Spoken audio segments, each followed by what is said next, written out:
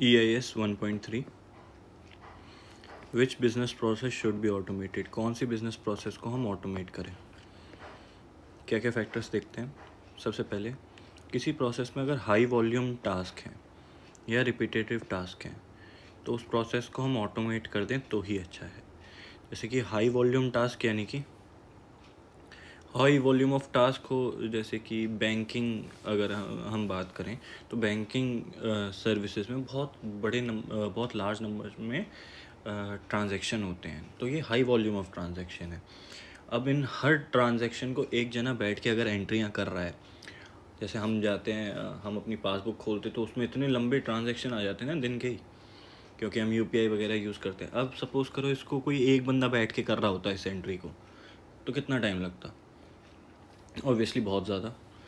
तो अगर ऐसे काम, कहाँ जा रहे हो पेज भाई साहब, ऐसे काम high volume of task repeat या फिर ऐसे काम जो कि रिपीटेटिव नेचर के हों, यानी कि एक बंदा बैठ के सेम काम कर रहा है बार बार बैठ के, एक बंदा बैठ के बस अमाउंट चेक कर रहा है, एंट्रीज़ के अमाउंट चेक कर रहा है और फिर दूसरी एंट्री के अमाउंट चेक कर रहा है ना। रिपीटेटिव टास्क है, उसको बस एक ही काम करना है।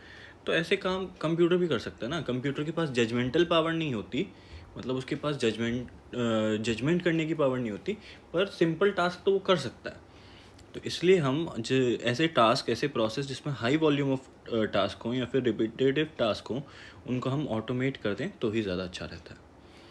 Business process requiring multiple people to execute task. ऐसी बिजनेस प्रोसेस जिसमें एक से ज़्यादा तो मल्टीपल हो गए, पर इसमें कहना ये चाह रहा है काफ़ी लोगों की ज़रूरत है। ऐसे प्रोसेस जिसमें काफ़ी लोगों की ज़रूरत पड़ती है, उस प्रोसेस को ऑटोमेट करना ही सही रहता है। क्यों? क्योंकि देखो, जब ज़्यादा लोग इन्वॉल्व होते हैं तो आप अपने गोवा जाने की पार्टी का प्लान देखो, कोई ना कोई दोस्त होता है जो बोल ही देता है कि अब्बा नहीं मानेंगे। क्यों? क्योंकि जितने ज़्यादा लोग होते हैं उतना ही टाइम का डिले होता है। कभी कोई रेडी नहीं है, कभी कुछ एक प्रोसेस रुकी पड़ी है क्योंकि एक स्टेप रुका पड़ा है क्योंकि पिछली वाली स्टेप ने अपना काम ही नहीं करा है, और कॉस्ट ज़्यादा लगता है क्योंकि लोग ज़्यादा, सैलरी ज़्यादा, और सॉफ्टवेयर तो उतने का ही आएगा। तो ऐसी प्रोसेस जिनमें ज़्यादा लोग होते हैं एक टास्क को करने के लिए, उनको ऑटोमेट करना सही रहता है। क्यों? क्योंकि वेटिंग टाइम होता है और कॉस्ट इंक्रीज़ हो जाता है, और क्या नाम है, मैनुअल प्रोसेस में। टाइम सेंसिटिव प्रोसेस, ऐसी प्रोसेस जिसमें टाइम की इम्पोर्टेंस बहुत ज़्यादा है, कि सही टाइम पे हमको डेटा चाहिए, सही टाइम पे हमको इन्फॉर्मेशन चाहिए, सही टाइम पे हमको आउटपुट चाहिए, वरना इधर की उधर हो जाएगी चीज़। तो ऐसी प्रोसेस को ऑटोमेट कर दें ताकि हमको रिलायबल टाइमली रिजल्ट्स मिलते रहें। जैसे कि वो बोल रहा है बैंकिंग सिस्टम है, टाइम पे रिपोर्ट जनरेट होना चाहिए। Aircraft traffic operating and control system है। तो इन सब चीज़ों को आप ऑटोमेट कर दो तो ही अच्छा है, क्योंकि इसमें टाइम की बहुत ज़्यादा इंपॉर्टेंस है। आपको रिलायबल और कंसिस्टेंट रिजल्ट्स चाहिए होते हैं। Process involving need for compliance and audit trail. अगर एक कोई ऐसी प्रोसेस है जो ऑडिटर आके चेक करता है और ऑडिटर पूछता है कि भाई ये काम किया था तुमने, तुम बोलोगे हाँ, तो वो बोलेगा दिखाओ, प्रूफ दिखाओ, क्या काम हुआ कि नहीं हुआ। तो आप बोलोगे संतोष है ना, संतोष ने किया था, संतोष से पूछ लो। संतोष बोलता संतोष वो तो उस दिन आया ही नहीं था। तो ऐसी प्रोसेस जिसमें कंप्लायंस दिखानी पड़ती है, इसमें दिखाना, इंश्योर करना होता है कि कंप्लायंस जो आपने करी है वो आपने प्रोसेस परफॉर्म करी है वो कंप्लायंस दिखाना होता है। तो ऐसी प्रोसेस को ऑटोमेट करना सही रहता है। क्यों? क्योंकि जब कोई भी प्रोसेस ऑटोमेट होती है तो वो स्टेप बाय स्टेप अपने एविडेंस जनरेट करती रहती है। उसके क्या नाम है, ऑटोमेटेड सॉफ्टवेयर के अंदर ही एविडेंस जनरेट होते रहते हैं कि ये वाला स्टेप इतने टाइम पे करा, इस इंडिविजुअल ने करा, इस की से करा। तो ये ऑडिट के टाइम पे बहुत ज़्यादा हेल्पफुल हो जाता है। क्यों? क्योंकि ये एज अ डॉक्यूमेंट काम करता है, ये डिमॉन्स्ट्रेट करता है, ये दर्शाता है compliance. It can be use to demonstrate compliance, यानी कि ये एविडेंस आप यूज़ कर सकते हो ये दर्शाने के लिए कि देखो हमने ये काम किया था और इस टाइम पे किया था, ये प्रूफ है। Process having significant impact on other process and system. कोई भी ऐसी प्रोसेस जिसका सिग्निफिकेंट इम्पैक्ट है अदर प्रोसेसेस पे, तो उस प्रोसेस को ऑटोमेट कर दो तो ज़्यादा सही रहेगा। क्यों? क्योंकि ये प्रोसेस और बाकी प्रोसेसेस को इम्पैक्ट कर रही है। इससे क्या होगा, अगर यही प्रोसेस सही से नहीं हुई तो बाकी सारी प्रोसेस भी सही से नहीं हो पाएंगी। तो क्वालिटी, रिलायबल, कंसिस्टेंट रिजल्ट्स के लिए आपने इस प्रोसेस को ऑटोमेट कर दिया। अब ये प्रोसेस अब इस ऊपर वाली प्रोसेस से निश्चिंत रहेंगी, क्योंकि ऊपर वाली प्रोसेस से तो क्वालिटी, रिलायबल और कंसिस्टेंट रिजल्ट ही आएंगे। अच्छा, ये हो गया हमको which business process should be automated. कौन सी बिजनेस प्रोसेस हमको ऑटोमेट करनी चाहिए? ऐसी प्रोसेस जिसमें हिम्मत हो, है ना, ऐसी प्रोसेस जिसमें हिम्मत हो। High volume of task, repetitive task. I से सिग्निफिकेंट इम्पैक्ट, है ना, सिग्निफिकेंट इम्पैक्ट हो। एम से multiple people requiring to execute task. A से compliance and audit trail. T से टाइम सेंसिटिव प्रोसेस। कौन सी बिजनेस प्रोसेस ऑटोमेट करनी चाहिए? जिस प्रोसेस में हिम्मत हो। अच्छा, challenges involve in business process automation. क्या चैलेंजेस है जो हम फेस करते हैं कोई भी बिजनेस प्रोसेस ऑटोमेट करते वक्त? सबसे पहला आ रहा है automating redundant process. Redundant process क्या होती है? रिडंडेंट प्रोसेस क्या होती है? ऐसी प्रोसेस जो अननेसेसरी हो, या फिर ऐसी प्रोसेस जिसको आप एलिमिनेट कर दो फिर भी आउटपुट पे कोई इम्पैक्ट ना पड़े। तो कई बार क्या होता है, जब मैनेजमेंट ऑटोमेट करने पे आता है बिजनेस प्रोसेस को, तो वो बस ये देखता है कि क्या ये प्रोसेस ऑटोमेट हो सकती है। अगर हो सकती है तो इसको ऑटोमेट कर दो। वो ये देखना भूल जाते हैं क्या जो प्रोसेस हम ऑटोमेट करने जा रहे हैं, क्या वो एक्चुअल में वैल्यू एडिशन कर रही है। और ये ना देखने के चलते आप ऐसी प्रोसेस को आप ऑटोमेट कर देते हो जो कि एक्चुअल में क्या है, रिडंडेंट है।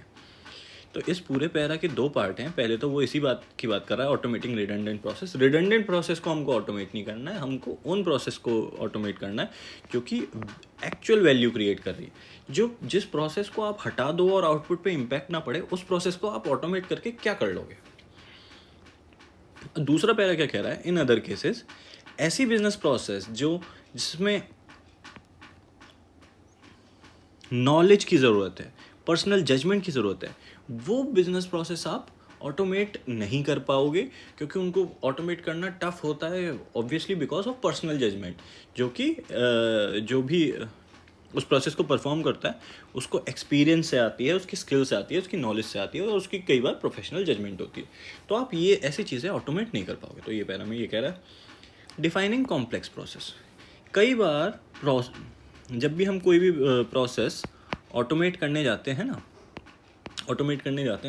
तो सबसे पहले हमको उसको समझना पड़ता है प्रोसेस को, और एक डायग्राम टाइप्स बनाना पड़ता है, जिस डायग्राम से हम समझते हैं कि इस प्रोसेस में हो क्या रहा है, एक्चुअल में बेसिकली क्या चल रहा है।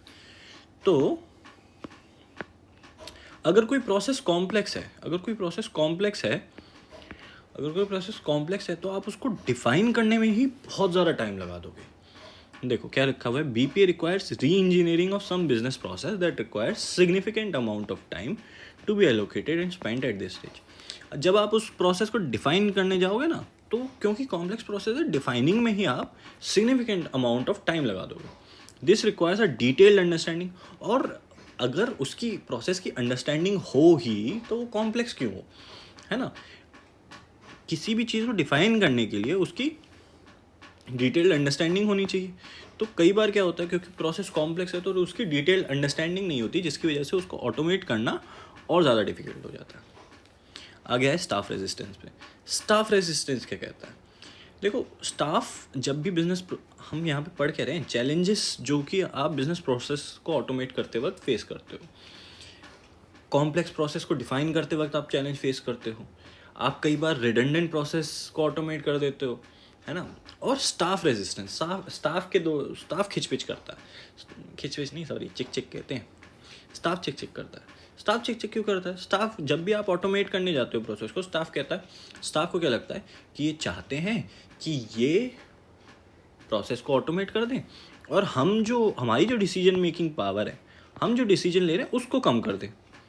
है ना। और कई बार क्या कहते हैं, ऑटोमेशन को कोई ऐसे भी देखता है कि यार ये तो कंप्यूटर ले आए, हमारा काम ठप, कुछ दिन में हमको ये निकाल देंगे। तो इसलिए स्टाफ रेजिस्टेंस करता है कि बंद करो खुले में, बंद करो ऑटोमेशन बंद करो, है ना। इम्प्लीमेंटेशन कॉस्ट देखो, ऑटोमेट करना किसी भी प्रोसेस को सस्ता नहीं है। हर प्रोसेस को जब आप ऑटोमेट करने जाते हो तो उसमें पैसे लगते हैं। चाहे से आप प्रीमेड खरीद रहे हो सॉफ्टवेयर, तो उसके एक्विजिशन में पैसा जाता है।